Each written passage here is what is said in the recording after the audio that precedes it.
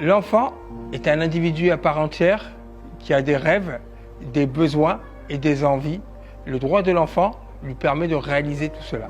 Chacun des enfants sur cette terre a bien évidemment besoin de cette protection et qu'il n'est jamais trop tard. On n'en fait jamais assez pour promouvoir les droits de l'enfant et leur place dans notre société en tant que futurs citoyens de demain. Le droit de l'enfant, c'est d'être heureux.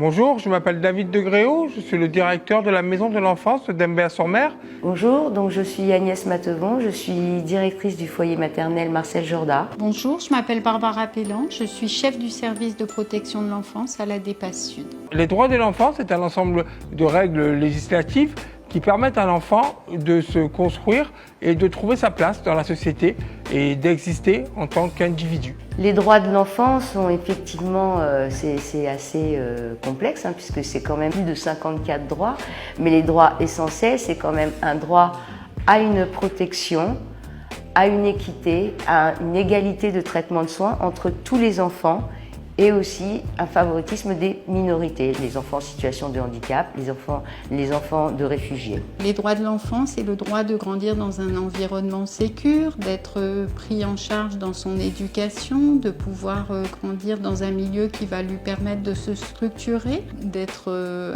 accueilli dans de bonnes conditions, d'être pris en charge dans un cadre aussi qui soit bienveillant, où ils reçoivent de l'affection, de l'amour, qu'ils puissent s'épanouir, se développer dans les meilleures conditions possibles. Les droits de l'enfant ont été instaurés le 20 novembre 1989 pour permettre à l'enfant, quelle que soit sa nationalité, quel que soit son statut, quelle que soit sa couleur de peau ou son statut social, d'avoir les mêmes droits les uns des autres et d'avoir un statut d'individu à part entière.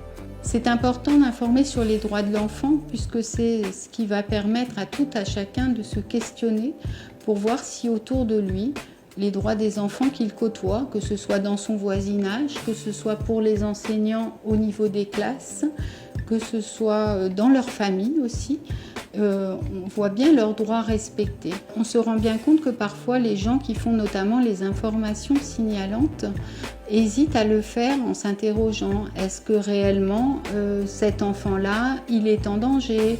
Est-ce que le fait de se faire insulter au quotidien, ça veut dire que cet enfant, ses droits ne sont pas respectés? Donc je pense que le fait d'informer sur les droits de l'enfant, ça permet à chacun de se demander si les enfants qu'il côtoie bénéficient effectivement de la protection qu'ils méritent, puisqu'on est sur des êtres qui sont plus vulnérables. On est face à des enfants donc, qui n'ont pas la capacité à se protéger eux-mêmes.